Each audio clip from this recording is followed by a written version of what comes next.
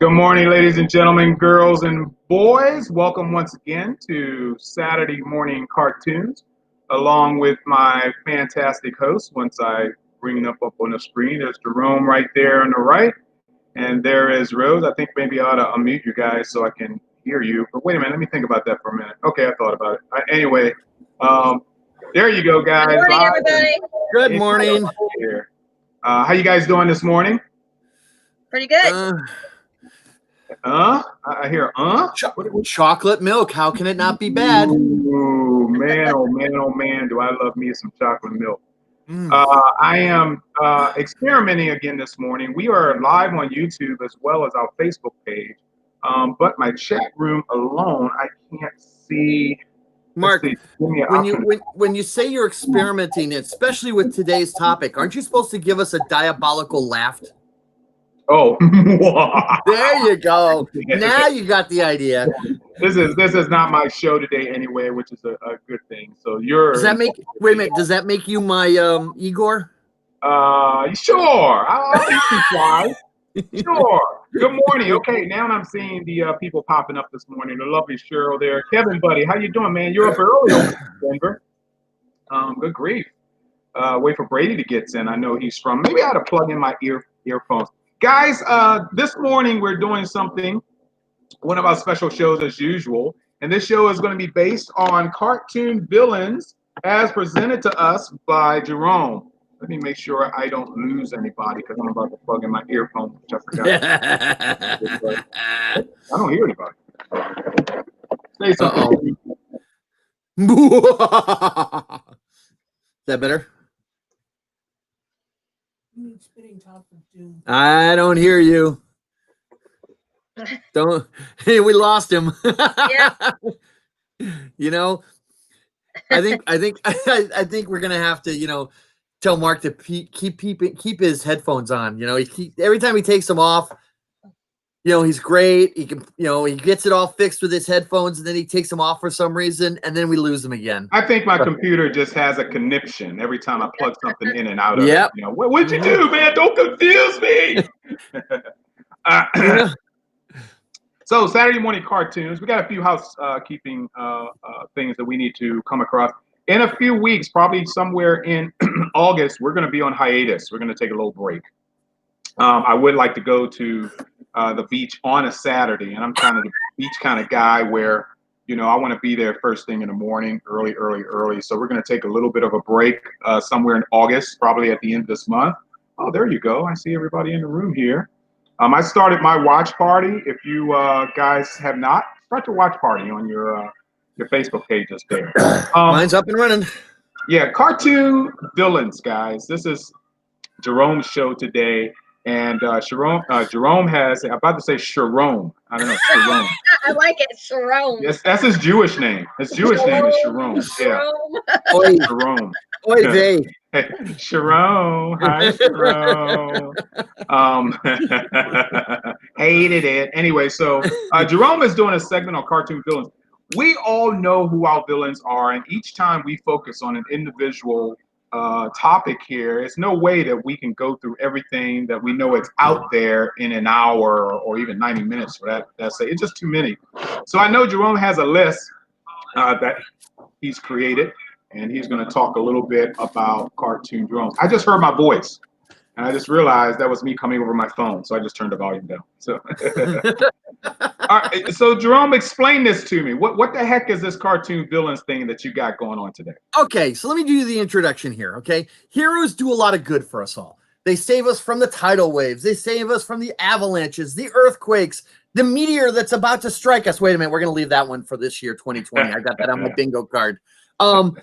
But you can only do there's only so many natural disasters and so many buildings falling over or some guy falling off of an I-beam that you can do, okay? So you got to have a villain You know, you got to have your nemesis, somebody who's trying to take over the world, somebody who's trying to kill you. You know, the usual stuff that all villains face. So for every hero, you got to have a villain. If you can't have a villain, then what's the point of the hero? You know, any schmo can, run into a burning building. Not to say that, that's a bad thing or anything, but heroes do more than just run into the bad villain, at least in cartoons anyways. In real life, you run into a building, you're already a hero. So, just so you know that.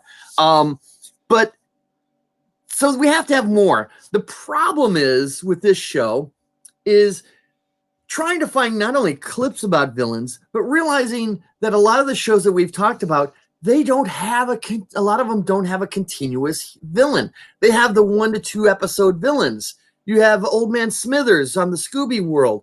Mm-hmm. A number of the superheroes, they have the rotating villains going around. So it took a while to find some of these. Now, know this, that real villains as we know them today really didn't get started until about the late 80s in cartoons.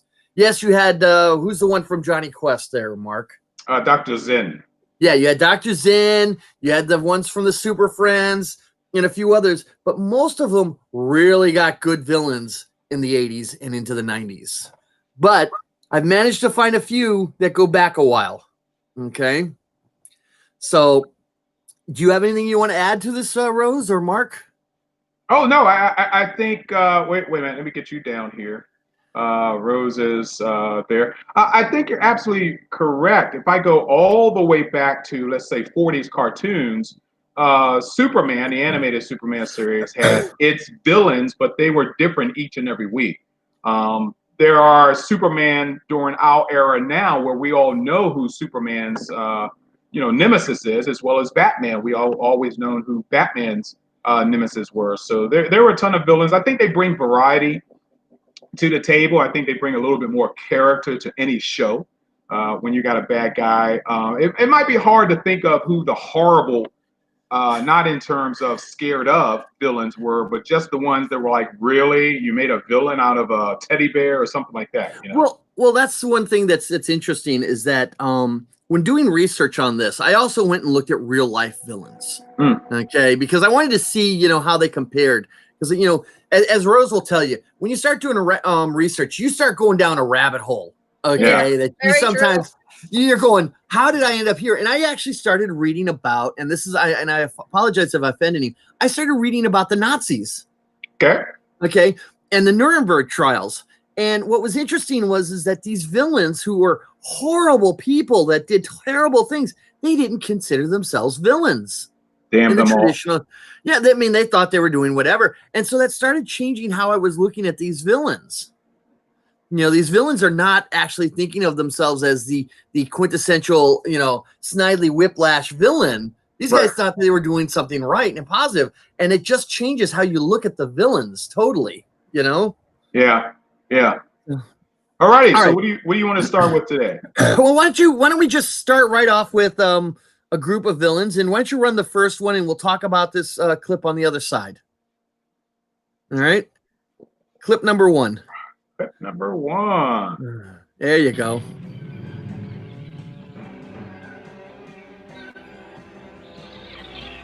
Deep within a bleak and dismal swamp, hidden beneath its murky waters, lies the headquarters of the most sinister villains of all time. I always loved that for some reason. Doom.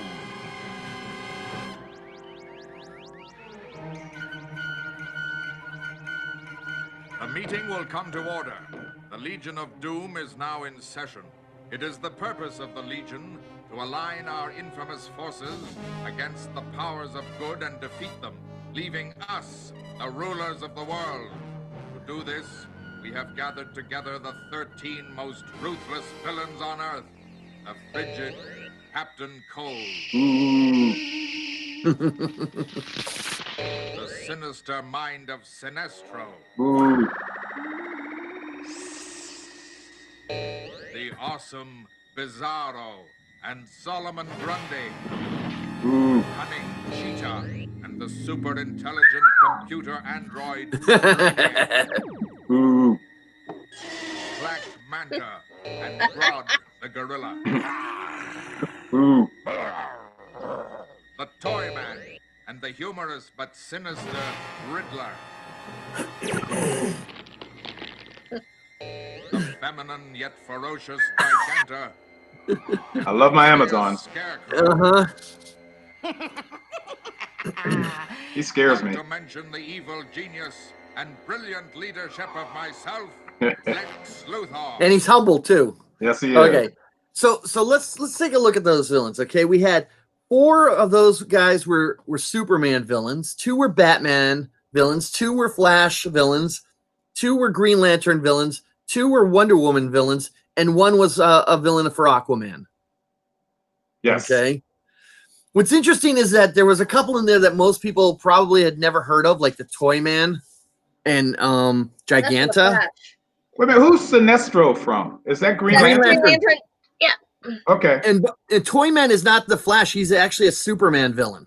Really? Toy Yeah. Man? Oh, okay. Yes. Oh, Okay. you're right. You're right. You're right. Yep. Okay, so you've got Lex with this picture. Lex Luthor is in the upper left-hand corner. I'm going to go around clockwise, right? Right. So that's Superman. Sinestro is Green Lantern. Giganta is actually a Wonder Woman one, even though sometimes they use her for Apache Chief. Oh, okay. Cheetah is a Wonder Woman, and by the way, she's going to show up in the next Wonder Woman movie. Yes, I saw a clip. Not a clip. I saw an image. Right. Solomon Grundy was actually goes back to the golden age of the Justice Society, and he was a Green Lantern villain. I mean, and now he's I guess Superman or Wonder Woman. Right. Yeah. Gorilla Grodd is the Flash. Right. The next one is Toy Man, and that's Superman. Captain Cold is Flash. Okay. Scarecrow is Batman. Riddler is Batman. Okay. Black Manta is Aquaman. Brainiac is Superman, and Bizarro is Superman. And Bizarro is the one that of all of 13 of these that I'm surprised that they actually use, because he's not really a villain per se. If you actually go back to the origins and everything of Bizarro, Right. you know, I think they could have done better than Bizarro, but I think they just wanted to play around with him. That's bizarre. So then, of course, Sorry. over time they brought in more villains, and then they used the same Legion of Doom when they did Justice League and stuff like that. So it got pretty interesting. I don't know if you guys want to comment on these villains or anything. I would just say that if I was Lex Luthor, I would be ticked off that Cheetah scratched up my table. Well, how else was she going to do her nails?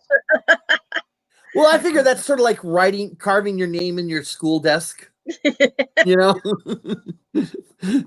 So whenever. All right, so let's go back to the 1960s. Mark, go ahead and run the clip. Okay. And see what you guys think of these two villains. Oops, stand by for a sec. Sure. Like I said, it was hard finding good clips for villains, because everybody focuses on the heroes, but villains are tough. Yeah, for what I've seen, you've done a good job. So let me take this down. Let me throw you up here, and these are probably 2 of my favorites. So here we go. When our last episode was switched off in utter disgust by over 37 million anxious viewers, those 2 wrongs, Boris and Natasha, were proving they couldn't make a right bad idea. Think, darling, think. There must be something really rotten we can do today. I'm thinking, but the worst I come up with is helping to make Moose and Squirrel show 1 hour longer. Oh, just like you, darling. Always trying to help others get a little more pain out of life. Then suddenly a thought struck him like a 20,000-volt charge. Boris, you have great idea. No, but I have defective cord and electric pencil sharpener. I have it, darling. A contest. I like being evil because in 25 words or less. I like it. All right. And the cliche-looking Russian spies and the femme fatale. They actually, what's funny is the influence that these 2 villains had on the rest of literary and movie and television culture. You always seem to get this sort of 2 villains in everything else. These guys were the templates for just about all the Cold War spy stuff. I just thought she was hot. Well, there's that too, but she was a Miss Pennsylvania. Oh, was she really? Yes, she was. Oh, well, that answers a lot. Okay.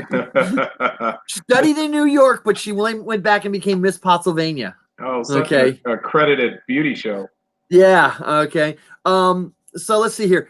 They were the parodies of the Cold War spies. Like I said, whenever people would think about Cold War spies, everybody would always say Boris and Natasha.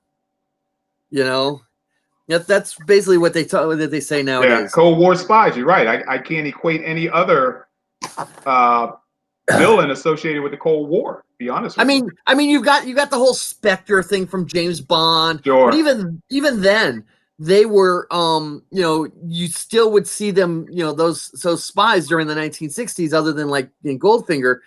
Go back and watch From Russia with Love, and you can't tell me that you're not seeing Boris and Natasha in those Spectre villains. Yeah, sure. Absolutely. So you remember that Russian one that was training what's the guy from Jaws and the Sting? That was From Russia with Love. Yeah, but the agent that he was training was the captain in Jaws. I can't think of the actor. Robert Shaw. Shaw. Thank you, Robert Shaw. A blonde-haired Robert Shaw at that. And very buff too. Yes, he was in Jaws. He got a little flabby in Jaws. Yeah. Eating his catches, I guess.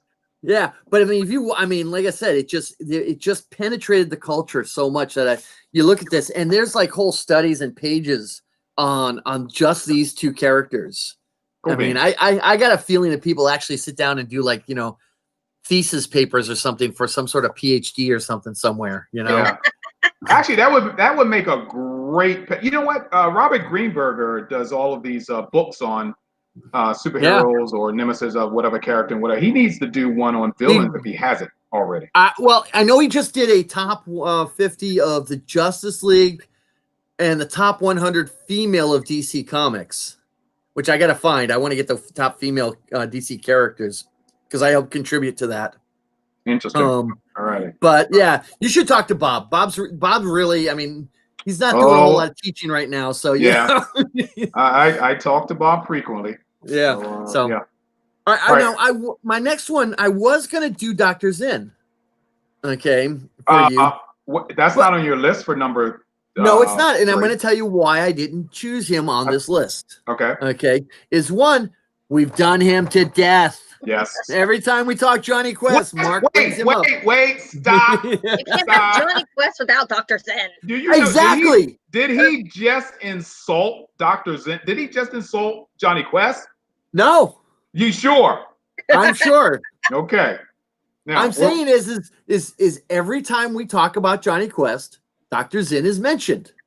So it's not new territory. It's not new territory. What? What did you just? Okay, that did it. So, are you going to take over the show, Mark? Yeah. How you doing, Rose? How you doing, babe? Oh, wait a minute. Now I got to find him. Oh, crap. We did him. Oh, no, I really did lose him. Oh, there he is. Well, do I want to do this? Yeah, okay, whatever. All right. And boom. There he is. Hey, you know, the crocodiles down in the pit here, they wanted to know when they were going to get paid. Yeah, or fed. Okay. I'm paying them. That's why I put you down there. Okay. So go ahead and slams in all you want. That's okay. All right. So this next video, you need to start at 18 minutes and 25 seconds. Okay. 18. All right. So this villain has been around since 1934. Okay. And in most cases, with the exception of one really ridiculous film, he was pretty much solid as a villain. There was 18 minutes and 25 seconds, please. Actually, there is none. This is only a 1 minute video. Really? The one I gave you should have been an entire episode. Let me look at your list again. Let me look at your list. Merciless. I have only one video in your list. Because basically it was the first episode that I had you, and it was the intro to Ming the Merciless. No, I'm looking at your list, and it's only one video in there, and that is look at that. You say so. You know what? Remember what I said before? I know.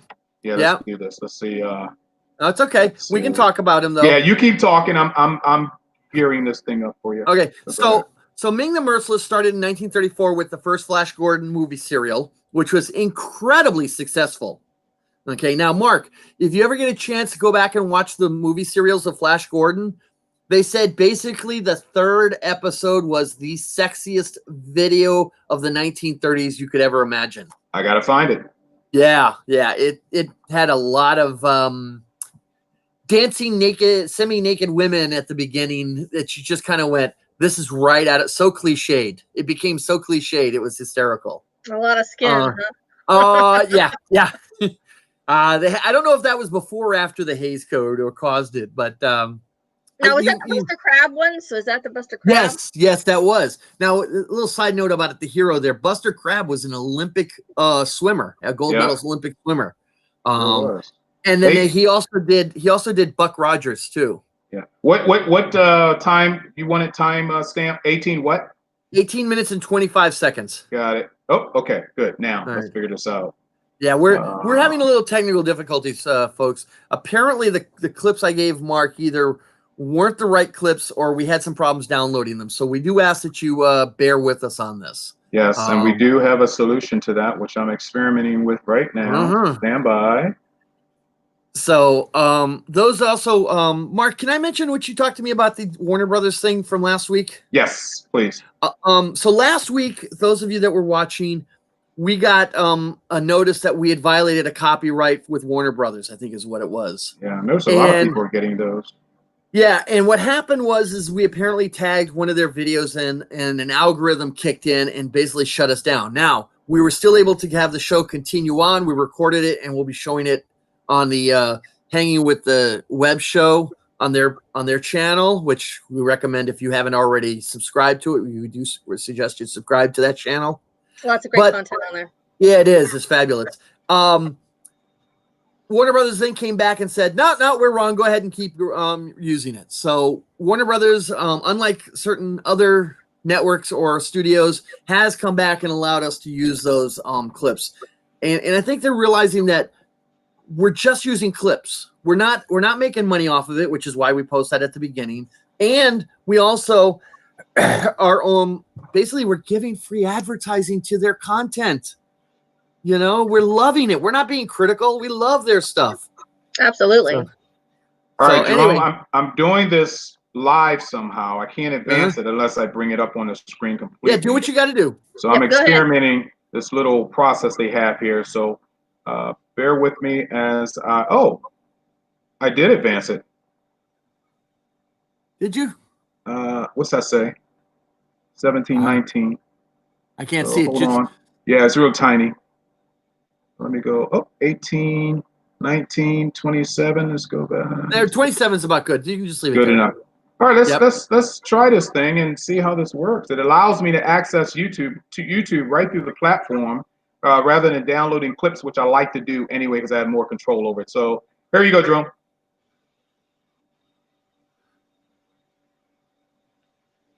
Ooh.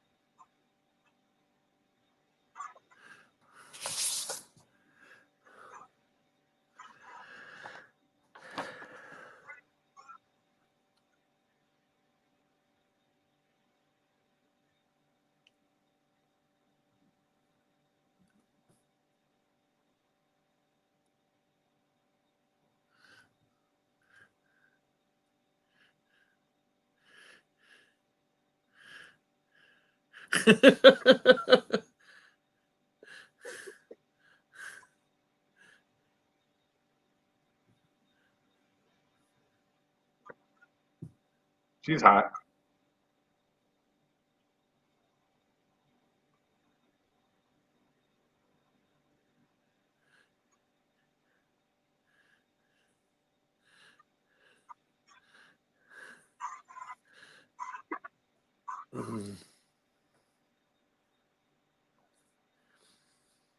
Okay, you can stop it there.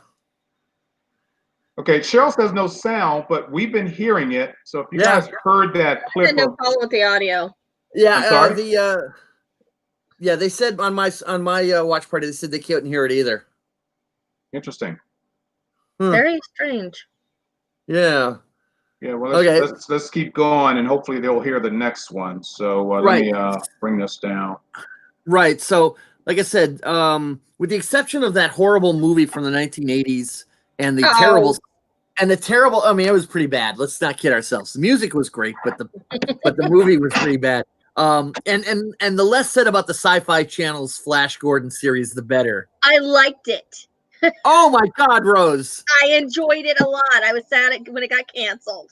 Rose!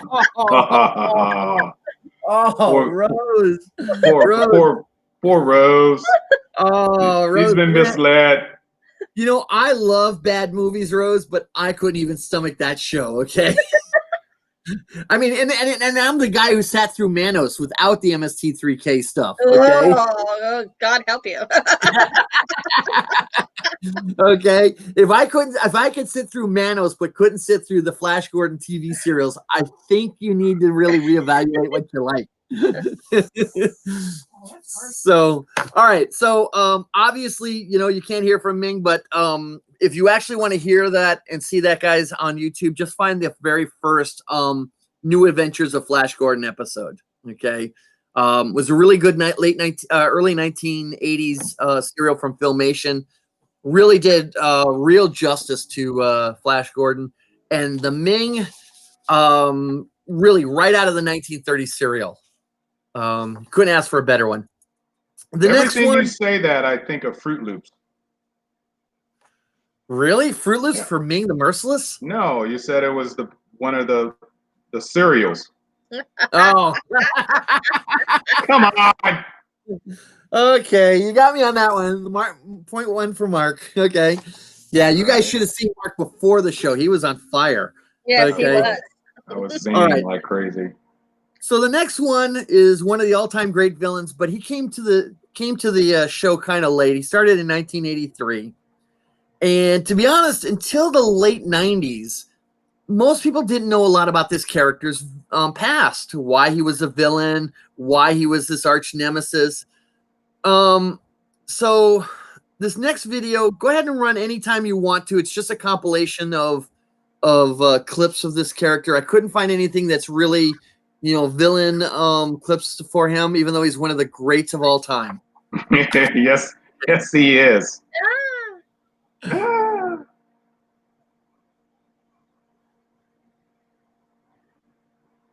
Okay. Skeletor, how did you get in? The same way we are going to get out. Oh, no, you don't.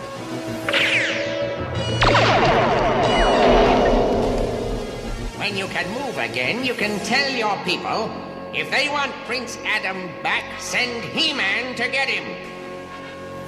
We'll be in the Banshee jungle.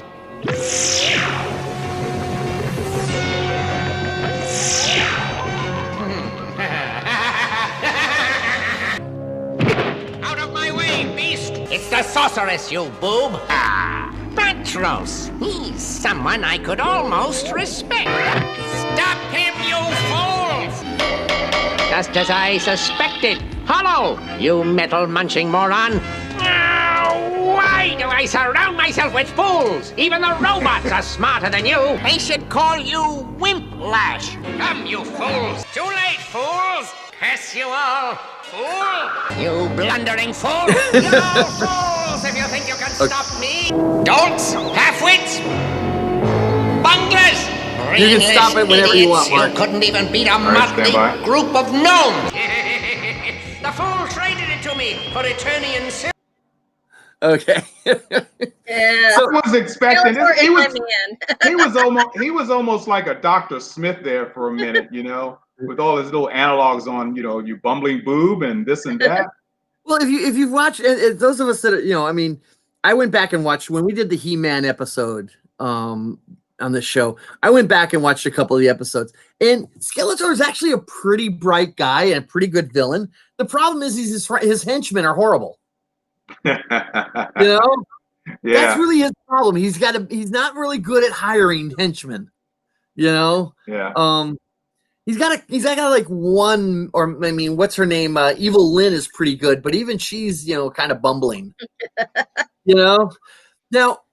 The thing about this all is that we don't know his origin. We don't know why is he a villain. What caused him to basically look the way he does. Well, in the 2000s, they actually showed a clip on how he became Skeletor. Oh, cool. Okay, and I got to go back and relook at it. But there's a couple of points I read that he's actually the uncle of Prince Adam. Oh, and that he didn't get the throne. Yeah, kind of like a Lion King kind of scenario there. Right. He's basically he's the proto Scar, So there's that, and then there's some other aspects of how he was involved in alternate universes and stuff like that. There's some very interesting web pages out there on Skeletor's history and everything else. Now, what's funny is Skeletor in popular culture has moved from villain to inspirational guru guy. Okay, there are pages of memes and clips out there that are the wisdom of Skeletor. Ooh. Okay, basically you can get through your day and through all your problems if you listen to the wisdom of Skeletor. So makes sense. Skeletor has definitely gotten up in the world. Hey, which one of these is an NBC product that you've shown so far? NBC would be Flash Gordon. Okay, they sent me a nice, cute little message a couple seconds ago. Are we being shut down again? Not being shut down, but we're fine. Keep going. Okay. Well, that's going to present some problems because there's a couple of on here that are further NBC. We will do the best that we can. Right. Okay. So the next one is actually another NBC product. And that's Gargamel. I can't never pronounce it. Gargamel. Yeah, he's I don't know what to say. I mean, I really didn't care for the Smurfs. I was rooting for him. Yeah. Yeah, a lot of people do. So now the funny thing about him is he doesn't start as a villain per se. He's a wizard / alchemist, and he wanted to use them, basically grind them up to make gold. Aha. Okay, and if that didn't work, he was going to put basically barbecue sauce on them and eat them. Ooh, okay, yummy. Apparently, deep fried Smurf tastes pretty good. Ooh, yes. Sounds now, good. what's funny though is that Smurf Never mind. Sorry. Do you shish kebab a Smurf? Yeah. Shish Smurf. Sorry. I'm sorry. Okay. All right. What's funny though is that he's also the creator of Smurfette. Yes. That pervert. He built a robot? No. She was originally a brunette. Oh, well. And she was basically created as a spy to go into there. And basically she overcame her programming and decided she wanted to be a real Smurf. So Papa Smurf turned her blonde, white-haired? I don't know what you call it. Yeah, because you have to be blonde to, be good, Now you see how women basically destroys a society. We men were probably all fine until you threw a chick in the mix. Oh, man. Apparently, the people in France who make the Smurfs said that in later comics they're going to be adding more and more women into the Smurfettes. Well, they together, because even the first Planet of the Apes movie had one chick, and I was scratching my head there too. The math just didn't work. I'm sorry. No, there were two chicks. There were one chick. Nova. Oh, well, when he got there and he found her. All right. Why'd I bring her? All right, good point. All right. So, yeah, I know what you're saying. Yeah, he said in the opening of that she was going to be the Eve to their planet. I'm thinking, yeah, that's not really going to work out for them, is it? All right. So I don't know if you want to run the clip and risk getting a love note from NBC or not. We're going to run all the clips. Don't worry about it. So go ahead. This is another one of those compilations. So just start wherever you want and stop whenever you think we need to. Got it.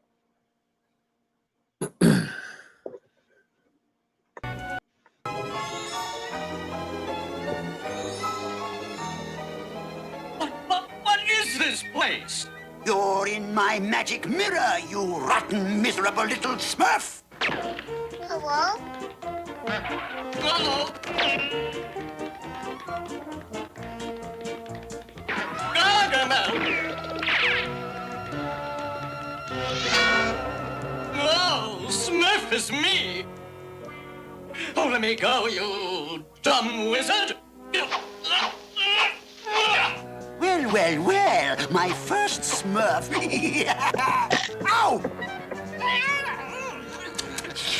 No, not yet, Asriel. First, we must catch more of these revolting little smurfs. Hello? They are very loyal, and when they come looking for this one, then we shall dine on smurf stew. Fix your spells, fix your spells. Yes, here we are. For best results, all fix your Wait a minute. Stop that there. I know that voice.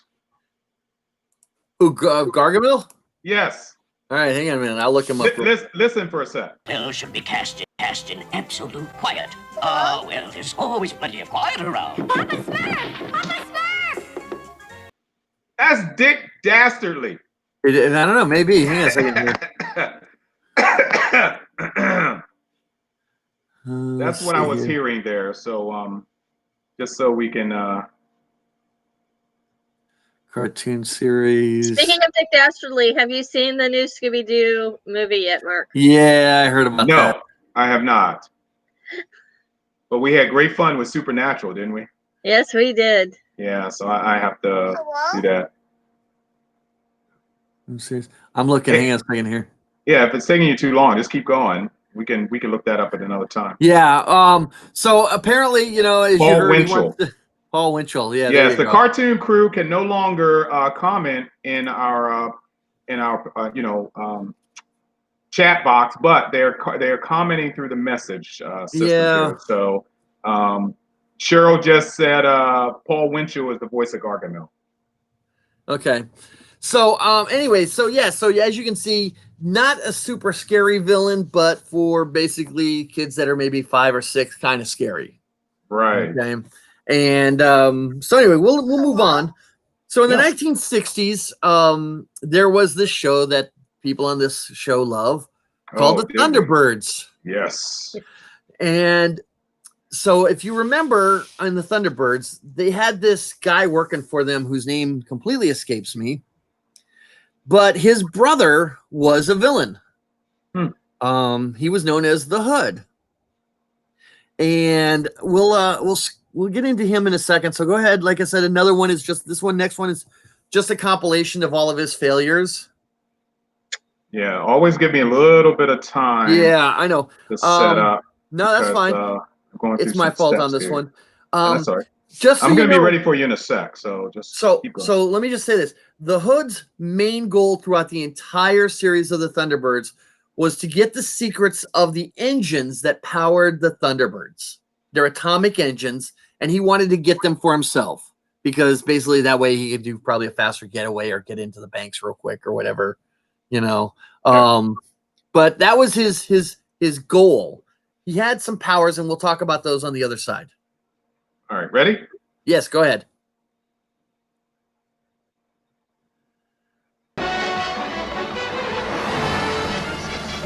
So tell me when to stop. Yeah, you can stop whenever you feel like it. That's the Hood disguised. Lady. Good, Parker. Wait till we get to a clear stretch of road. We don't want to create a scene. Very good, milady.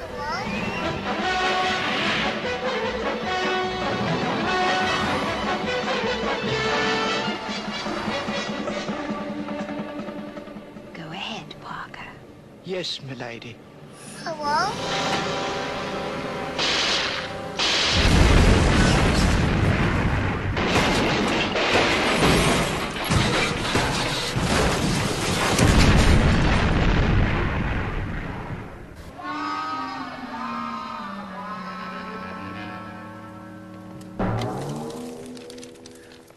My pictures, they are ruined. Someone will pay for this. International Rescue. And there goes his film that he was taking pictures of.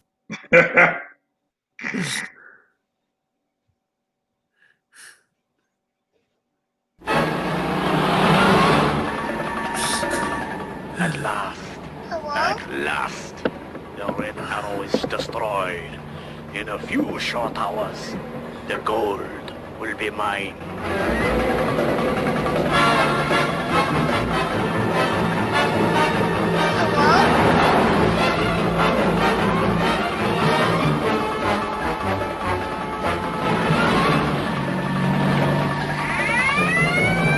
What? Police? Ah, they will never catch up with me.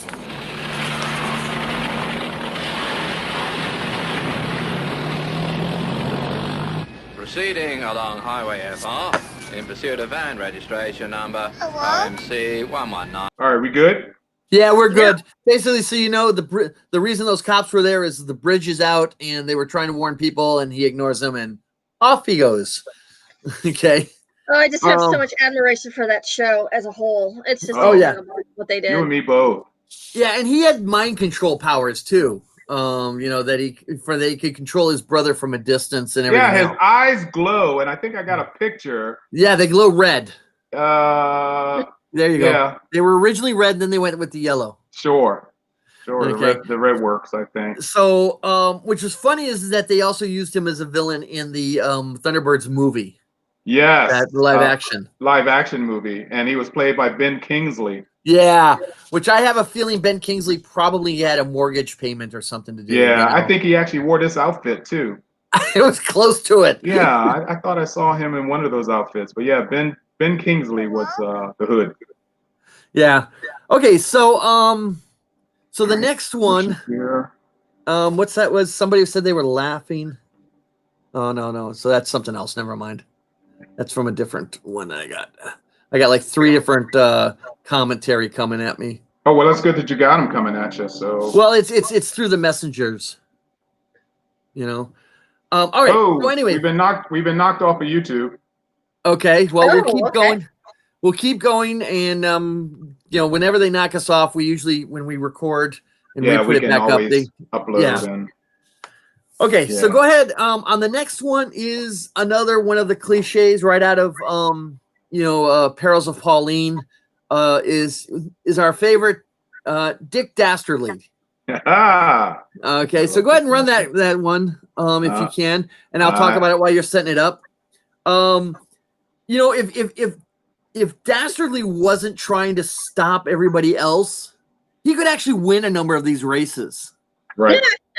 You know, I went back and watched a lot of them, and the man is actually ahead in a lot of cases because his car is actually better than a lot of everyone else's. He just decides that he doesn't want to try winning normally. If he were to try winning normally, I guarantee you this guy would have won a number of those races.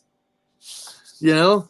I'm not sure if Muttley is competent or not competent, you know? Cheryl says something about YouTube back. So. Okay. Oh, yes, it is. I see it as well on my phone. Okay. I'm trying to get up this next video. I have it. It's not loading. So. All right. Well, if it doesn't work, then hold on. Always hold your breath. But I'm going to turn blue. I'll look like a Smurf. Not coming up. In fact, I don't see any of you guys up in stream here. So it's playing pictures. So can you talk a little bit about Dastardly? Yeah, I'm playing here. All right. So Dastardly was based off of a couple of off of a character from I think it was The Great Race, or was it? It wasn't those daring young mans from the Flying Machines, but it was Jack Lemmon. Yes, that was The Great Race with Tony Curtis and Natalie Wood. Yep. Which was great. There was that, and they used this type of character in a lot of those silly movies. In those daring young men in the Flying Machines, they used a version of him as one of the guy with the gap teeth. Can't think of his name now. Oh, but he was. Yeah. You can see him. Yeah, that guy. Yeah. Yeah. He was sort of like what Dirk Dastardly was, but not as much fun. So, you know, if Dirk wasn't doing the race, he'd probably be tying Penelope Pitstop to a railroad track or something. You know, you could see that. And if you noticed, that he is similar to the guy from Dudley Do Right. Okay. Yeah. Yes, the great Ray, Cheryl says. And That's Professor Fate. Yes. Professor Fate. Yeah. Yeah. So, yeah, he's also similar to the guy from Dudley Do Right, the villain from Snidely Whiplash. Yeah, I cannot get this All right, video. then Well, no, I have the video loaded in. It just does not want to show. And I see it on my phone as it being in there. I just can't see it on my screen, which is just another goofball here. You go ahead and keep talking, Jerome, if you can. So, well, why don't we just, skip him, because I'm looking at the time where we're at. We've got a few more to go. We can always swing back around to him. Sure. It's not like we haven't done the wacky races before. So one of the things that we've talked about, I keep hearing someone say hello. Oh yeah. So no, that's my problem. It's the messenger from my instead of a ringtone or something, I put the hello on as a Oh, that's coming from your phone. Yes, I can't turn it down either. I'll just have to, next time it comes up, I'll just have to go to a different one. Because anytime I get a cling from my messenger, I'll either get a ringtone or something that I can't turn off. It's really interesting because I was hearing this hello and I thought I was actually being hacked. So I didn't want to give credence. I didn't want to give credence to it and attention. Guys, I'm going to have to get off. Guys, keep going. I'm going to get off and get back on if you don't mind. Because I cannot, let's see. All right. So anyway, one of the shows that we've talked about in the past is HR Puffin Stuff. Oh, and we've talked about how much we love Witchy Poo. Yes. Okay. Now, we've done Witchy Poo. We've talked about Witchy Poo. Well, we even talked about the Vroom Broom. Yeah. Okay. So I decided that we needed to talk about the other villain in that universe. So we went all the way across the world to Lidsville. And there we ran into Charles Nelson Riley as Horatio J. Hoodoo. Okay. Now, which is funny because, a little side note, if you watch this next clip, the guy's bald. And what you don't know is that Charles Nelson Riley was actually bald. All the times that you see him, he's actually wearing a toupee. Okay. Really? On the match game, he was wearing a toupee? Yes, he was. As a matter of fact, his last show, they actually took the toupee off and put it on one of the contestants who was also bald. Okay. Yeah, I looked up because Charles Nelson Riley always cracked me up as a kid. And yeah, he was on Match Game for a long time. There were two or four episodes he missed because he was in New York getting his toupee fitted properly. We're all good, Jerome. Okay, so go ahead and run the clip that I gave you for number 8, and you can go at about 6 minutes and 30 seconds. 6:30. Yeah. This is one of those that I remember as a kid watching. Lidsville was not as much fun as HR Puffin Stuff. The villain was great, but I think they wasted can't think of her name, the woman who played Witchy Poo as the genie. Billy Hayes? Yeah, Billy. I think they wasted Billy Hayes in that show. Hey, Jerome, what number again? 6 what? 6 minutes and 30 seconds. So here we are with, yep. Oops. So yeah, they had Billy Hayes as the kid's genie. Oh, all right, here we go. Oh, wait a minute. That's 6:30. Yeah, no, we're in Dick Dastardly. I thought we were doing Hodo, but that's okay.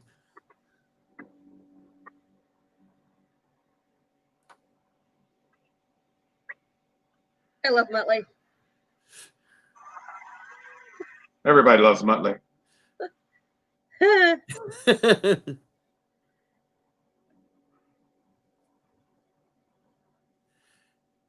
Okay, you can stop there. There we go. Keep talking, Jerome. Keep talking, Jerome.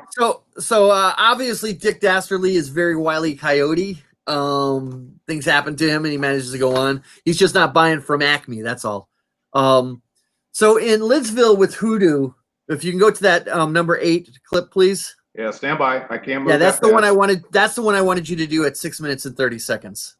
Okay. But that's okay. What you did was okay. So Charles Nelson Riley was a stage actor. I don't know if you knew that. He ended up doing a lot of other small shows, especially the comedies of the 1960s. I know he was on Bewitched and some other stuff, but he really got known for some of the work he did with kids shows and the Match Game. Okay, what number on this? 6 minutes and 30 seconds. All right, here we This is go. an episode.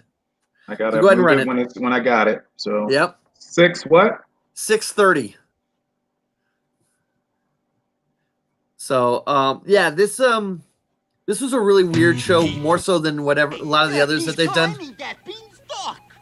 There we go. It's the old Jack and the Beanstalk type story. He's gonna climb out of Lidsville. I didn't see any dollar bills on the branches. But it has a boy and a genie on it. Now, don't you think if somebody kidnapped them, the good hat people would dig up their life savings and pay a fortune to get them back? Hmm? But boss, who would do a rotten thing like that? You're looking at it. Horatio J. Rotten. I'm off. Rotten, rotten, rotten, rotten, rotten, rotten. Horatio J. Rotten's off now.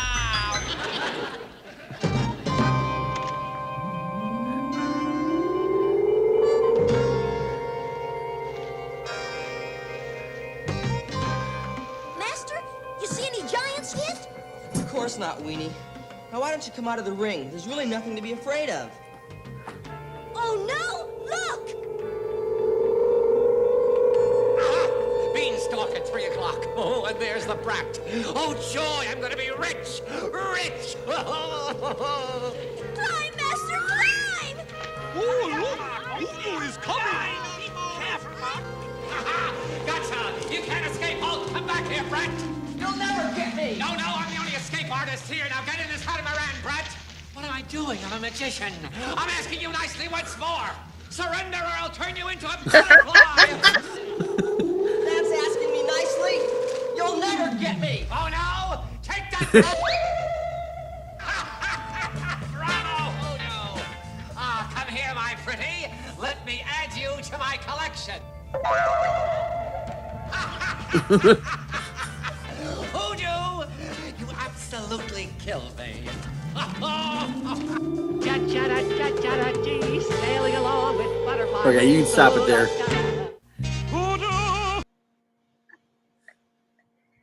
I wonder how many kids had nightmares watching Oh, these I'm shows. sure. I'm sure quite a few of them. I mean, I'm getting a creepy vibe just watching these clips, man. It kind of is creepy, isn't it? I thought it was just me. It's You know? creepy. And we do know who the kid was, right? Originally, That was Butch Patrick, right? right? Yeah. From the Munsters. Yeah, Eddie Yep. Munster. And of course, Charles Nelson Riley. I've been watching the Buzzer Network lately, and Buzzer is a game show network. So I've been seeing Match Game a lot. I love Match Game. It's Oh, one of my so do I. favorite game shows. So do You know, I. It never gets old. It never gets old. The funny thing is the not only was it the first couple of seasons were really tame, so it was kind of boring. Oh yeah, But once when you got. Go ahead. I'm Yeah. sorry. My bad. No, I was gonna say is once they got to the innuendos, man, it got fun. Well, I think this is how Richard Dawson originated his freaking kissing scenario on Oh, yeah. Family Feud was that damn show, you know. But yeah, I've been watching the old Match Game shows and things. And Charles was a regular. Charles Nelson Riley was a regular on that. And of course, we do know Witchy Poo, which Witchy Poo was the genie in Lidsville. And here you see them together, which I thought was a rare photo. I actually don't remember that episode. They actually did 2 crossover episodes. Oh, did they really? Yeah. All Yeah, right. where each of them showed up in each other's world. Right. And that was a weird show. And I gotta say, like I said, Lidsville was really was of all of them, because I mean they also had Sigmund and the Sea Monster. Yes. Yeah. Which was interesting, but I couldn't really get into it. They had the Yeah, the Bugaloos. Bugaloos. I couldn't And get into that. Land of the Lost is part of that collection as well. Was it really? I didn't. I thought Yes. it was its own separateness. It was a Sid and Marty Krofft production. Yeah, but I mean, Lidsville to me, I just was like these guys in like these weirdo hat outfits. you know? Yeah. Yeah, they could have called it Acid Land, you know? I thought that's what HR Puffin stuff was. Yes, all of that came out from there. Yeah, you're great. Yeah. Okay. So I'm ready all for right. you. I'm ready for your next clip too. By the way. All right. So the next one is one of the other great villains of all time. Yeah, there it is. I gotta turn that off. Hang on a second here, because you guys are gonna kill me with that tone that I keep doing. What? I didn't hear it. Did it go Oh, you off didn't again? hear it? Yeah, it did. Is that Gwen? though. No, it's not. It's Hello? a standard. It's a standard. It's a standard ringtone for Facebook Messenger. I really honestly thought I was being hacked. I didn't think you guys heard it at all. I thought it was just on my end coming through my computer because I kept hearing it, but I was ignoring it. I'm like, I know what's going to happen if I answer, so I'm not. Well, saying what happened nothing. was I'm on the producers chat for hanging with the show. You got yourself off of that. So whenever when Garrett posts something about it, everybody starts commenting. And I'll get like 9 or 10 going one right after another. And the dinging noise for it was just driving me crazy yesterday while I was trying to do some work. It drove us crazy too, just so you right. know. So my wife and I decided we needed to change the ringtone. All and we right. went through all the ringtones and we thought that the hello from the little kid was hysterical because it reminded us of Gwen. We're going, that's going to make me crack up every time I hear it. All right, who's your next one, Jerome? Well, the next one is a 9 billion year old supervillain. Okay, he's from another billion years. No, 9 million. billion. Wow. Million.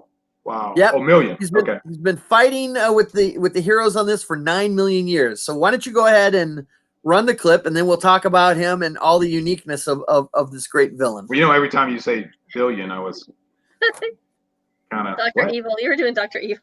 Yes.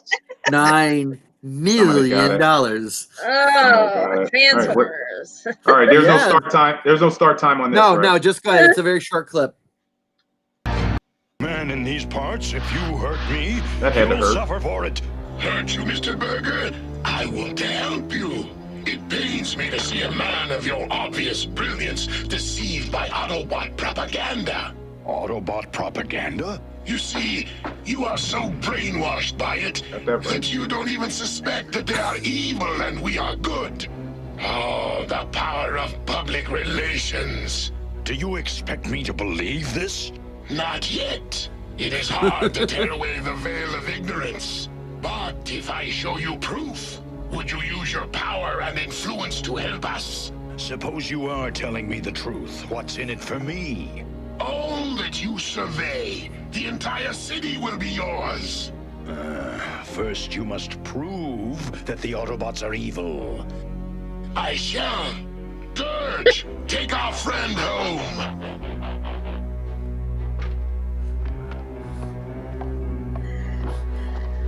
My price is 2 cities. There is no limit to what you can have if you join us. I love it. I love it. Okay. He thinks he will be king, but he will never be more than a pawn.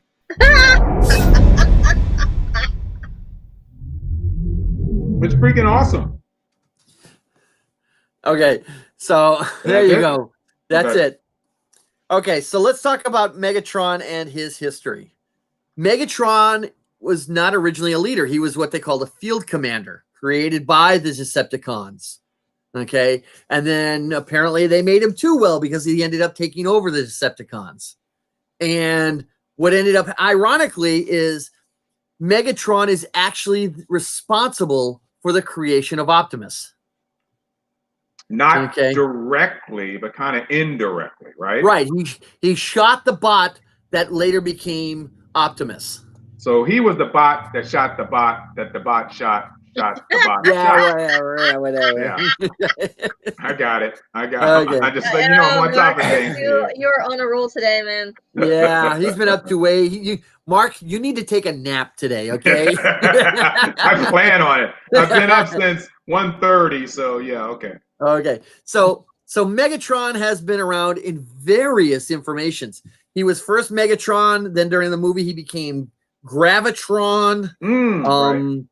In the original what they call the first generation series, he would transform into a Walter 38 gun, which was hugely controversial. Yeah, hey, it was stupid. He transforms into a gun, and then somebody just grabs him. usually pew, it's pew, pew, usually it's Star Screamer or whatever. Right. Pew, pew. Here, I'll turn into a gun. Grab me. Hey, it worked. What can I say? Okay. He never got captured. You know, Stupid change. and he was and throughout all of them, my favorite was in Beast Wars. Was the other Megatron that was named after him discovers him because of they discovered they were trapped in the volcano and everything else. Yeah, so I mean, Megatron has been through the entire system of Transformers. He's the ultimate villain. Okay, now when you think villains and superheroes, what's the very first villain that pops into your mind? Lex Luthor! Exactly. Now, this is the Lex Luthor we know today. Lex Luthor is the corporate raider. And that was because of the redesign by John Byrne, the artist John Byrne, for the Man of Steel comic that reintroduced the world to Superman in the 1980s after the Crisis on Infinite Earths. But during the 1950s, 60s, and 70s, Lex Luthor was a mad scientist. Not just crazy, but really upset. Probably. Now, if you go and run this clip, it started at 1:20.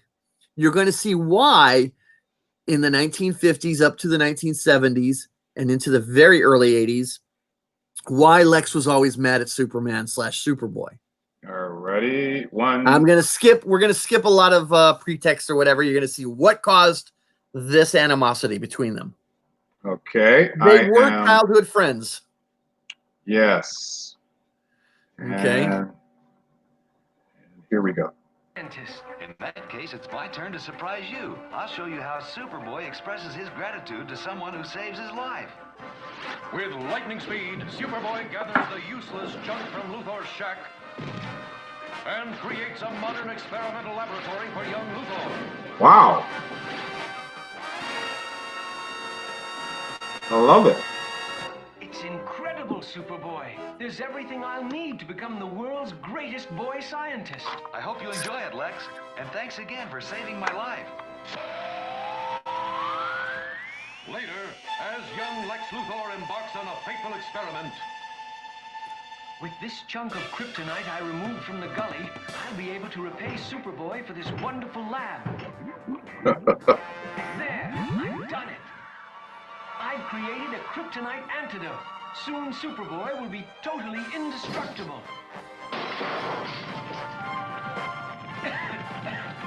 Deadly fumes. Breathe. Oh no, there's smoke coming from Lex Luthor's lab.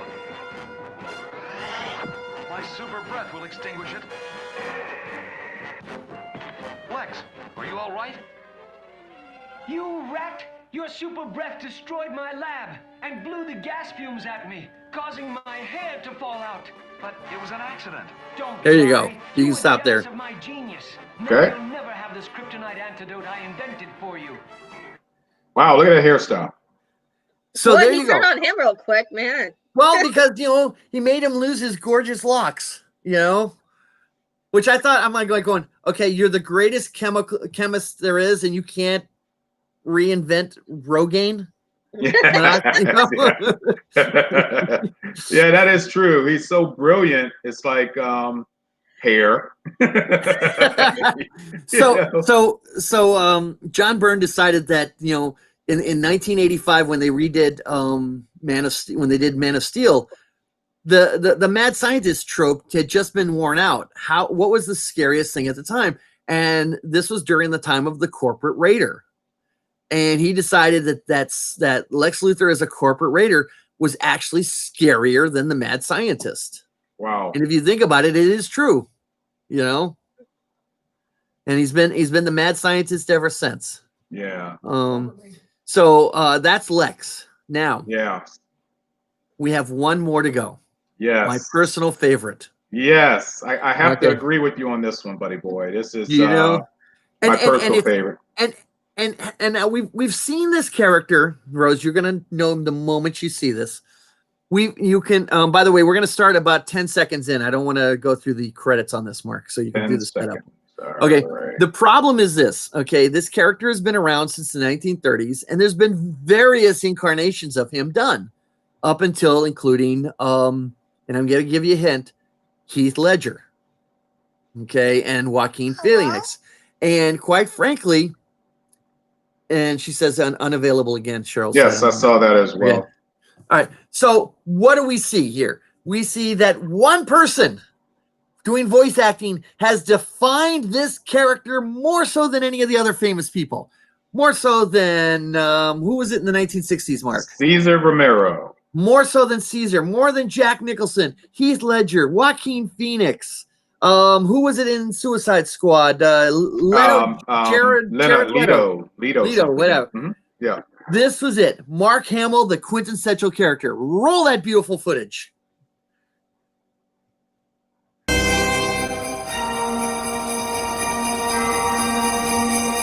Jingle bells, jingle all the way. Oh, what fun it is to ride in a one-horse open sleigh. Hey! Jingle bells, Batman smell, Robin laid an egg. The Batmobile lost the wheel, and the Joker got away.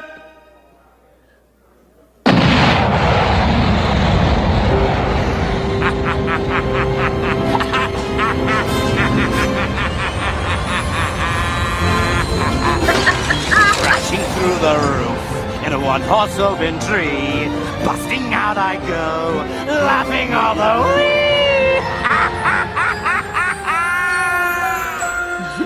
Okay, you stop it there. Come on, Batman. It's Christmas Eve. Stop it. Let's kick back and get into the spirit. He might kill me. The Joker's escape. He might kill me. Okay, so why did I choose that clip? Because that of his song, face? No, that song was a song that every kid always sang about Batman during Christmas time. That's very true. I mean, I remember singing that back in the 1960s. Okay, so and besides, like, Kara said we should do it because we needed to do Christmas in July. Yes.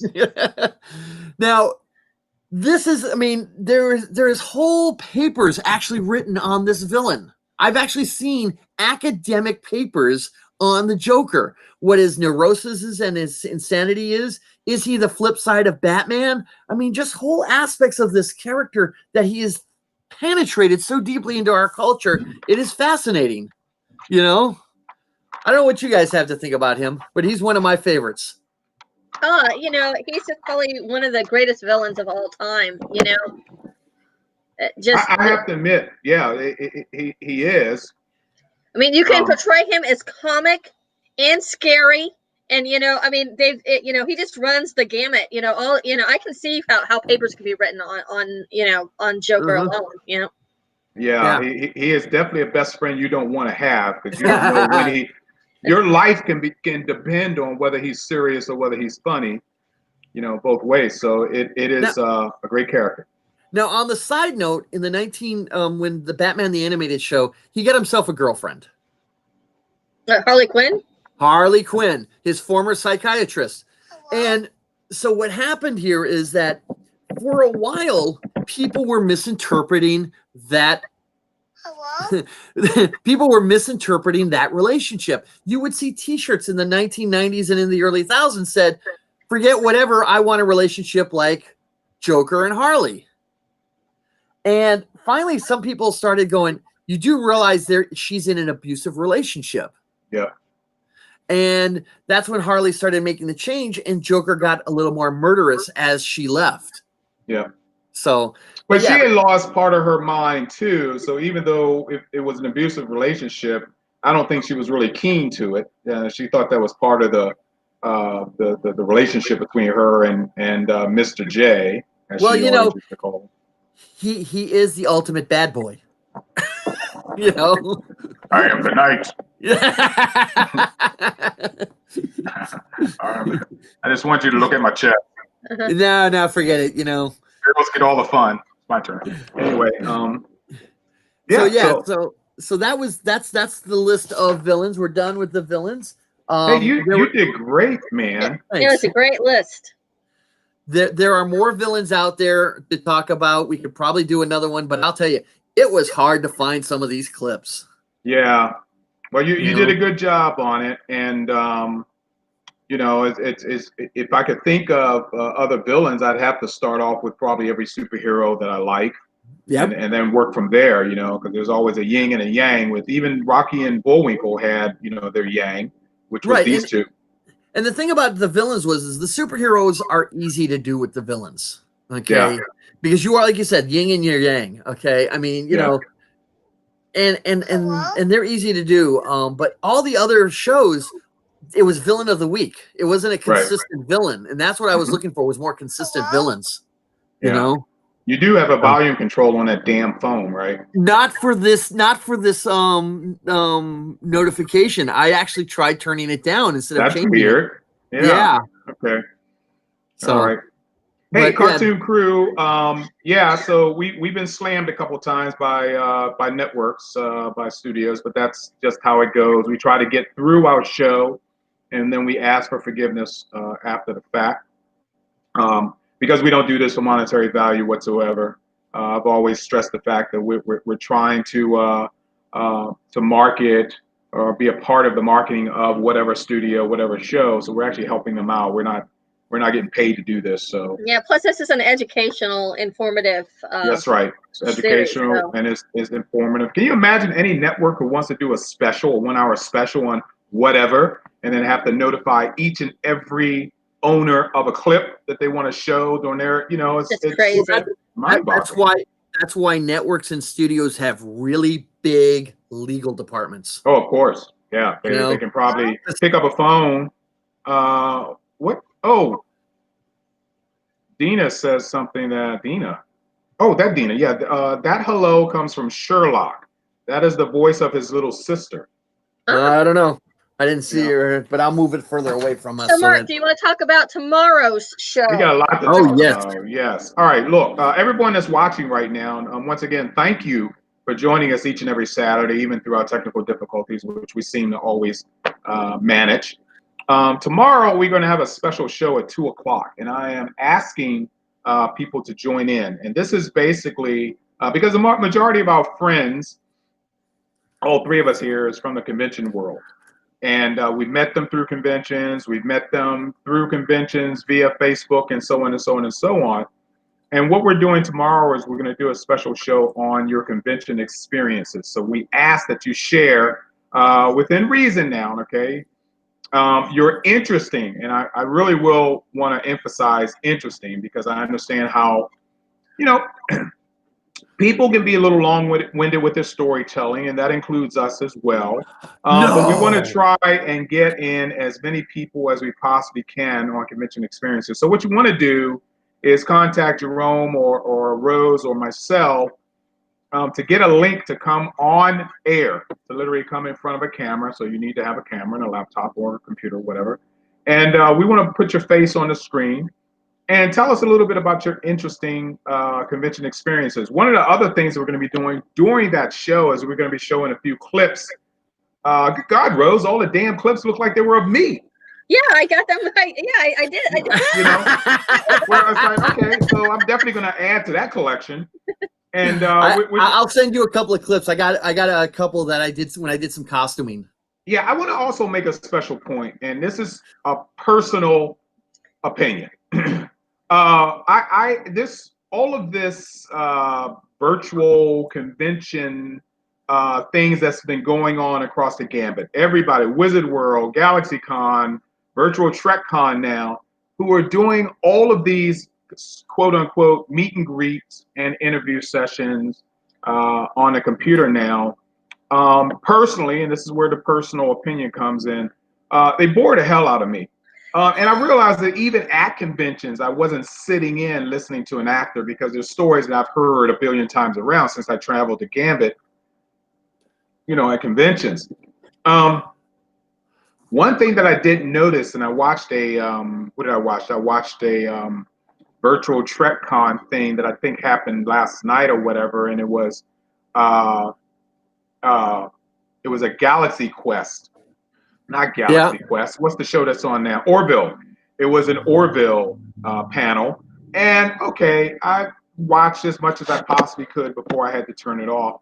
And one of the things that I try to do is, prime example is what we do each and every Saturday, is that Rose, Jerome, and I don't just sit here and talk cartoons.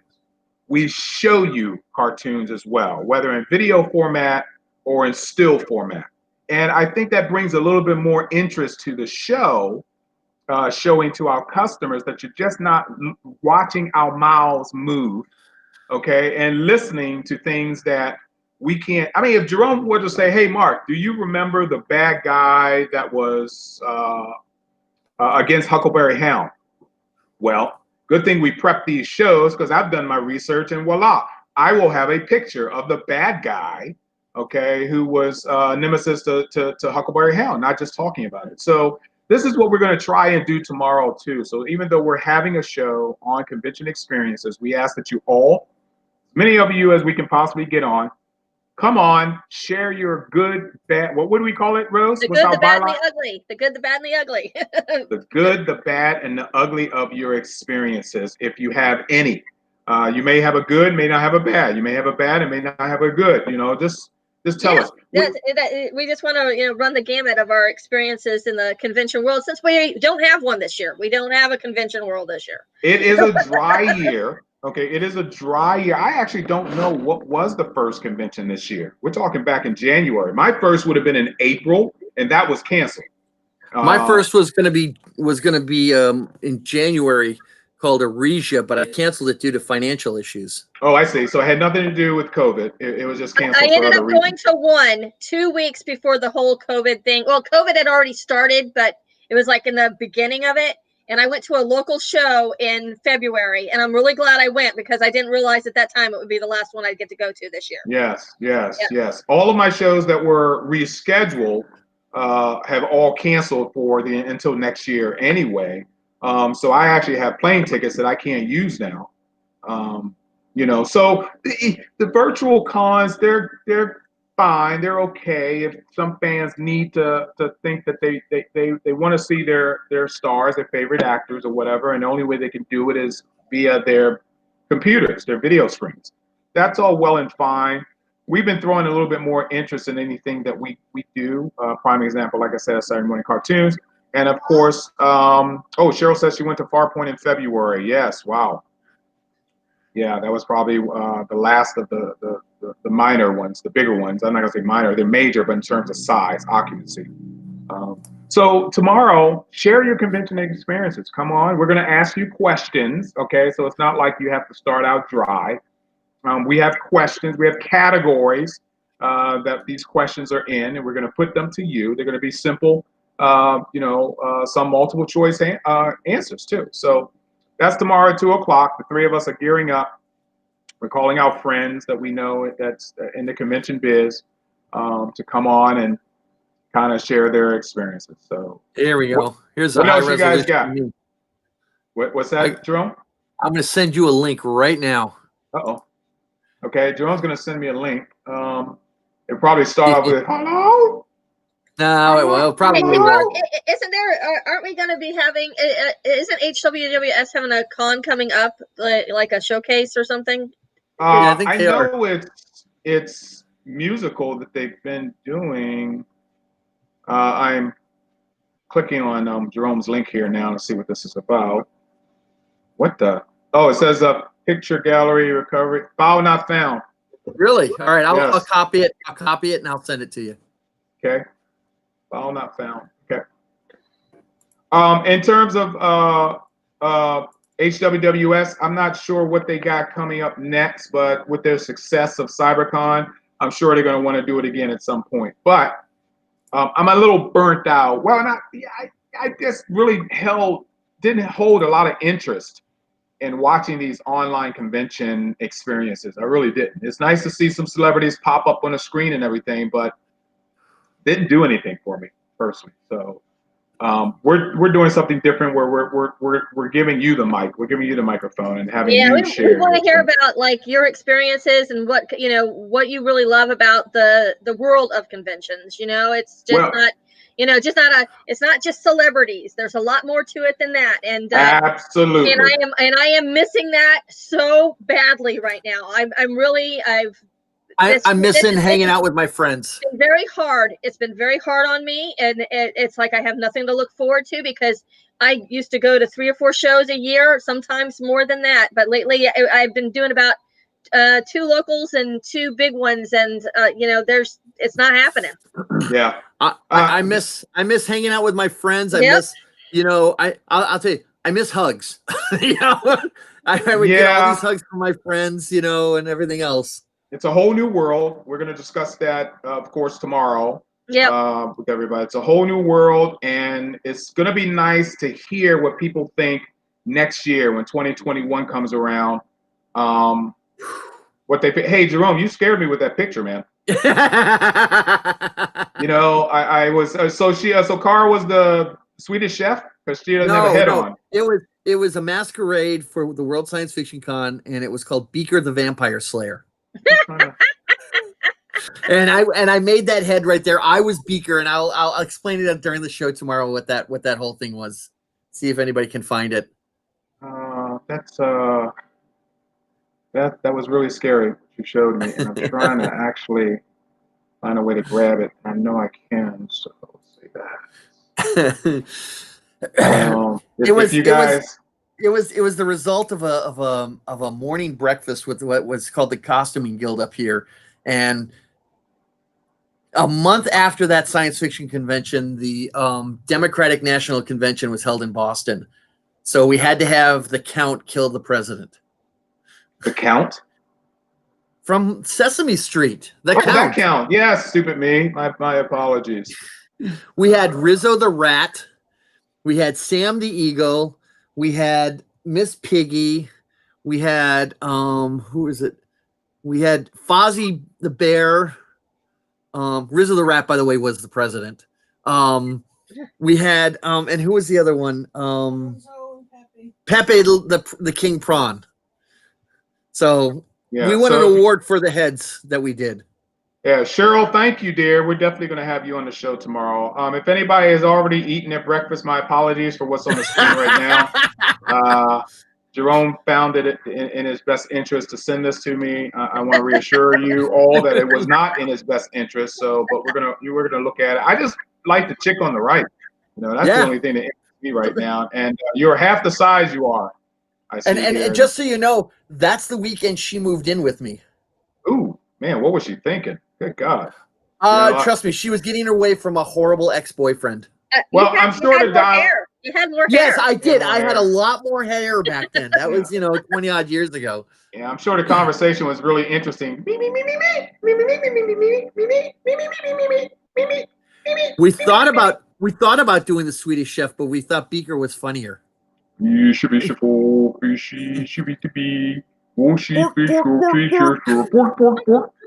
Trust me, we sat through when we did this costume. We sat through 17 twice 30, about 32 episodes because they hadn't all been released. They were only on Time Life.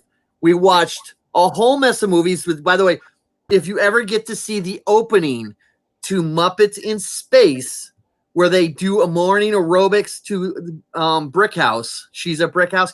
Gotta watch it. You'll laugh your keister off. Okay. I will put that on my list. All right, everybody. Hey, thank you so much for joining us with Jerome, Rose, myself. We really appreciate the fact that you guys come out on early Saturday mornings and watch and listen to us. We appreciate that. Oh, by the way, okay, audience, settle down, audience. Whose turn is it next week? Rose's. Okay, Rose, anything you want to tell us now, or? Yeah, we're going to be doing the Jetsons. Oh, the yes. Jetsons. Guys, next week is the Jetsons. You need to meet George Jetson and his boy Elroy. Maybe Jane, his wife. Daughter Judy. And daughter Judy. Cool. So next week is going to be the Jetsons. Yep. So, hey, thanks everybody for joining us for this segment of Saturday Morning Cartoons. We will see you tomorrow, hopefully, 2 p.m. Come on in. We'll send you a link. Yep. Sure. And we'll be live streaming, guys. Yeah, please tell your friends. Tell everybody. Going friends. Let them know that come on and join the show. If you have interesting stories to tell, we really want to hear it. Come on, let's talk about what we've missed this entire season. Bye, guys. Take care. Good seeing you.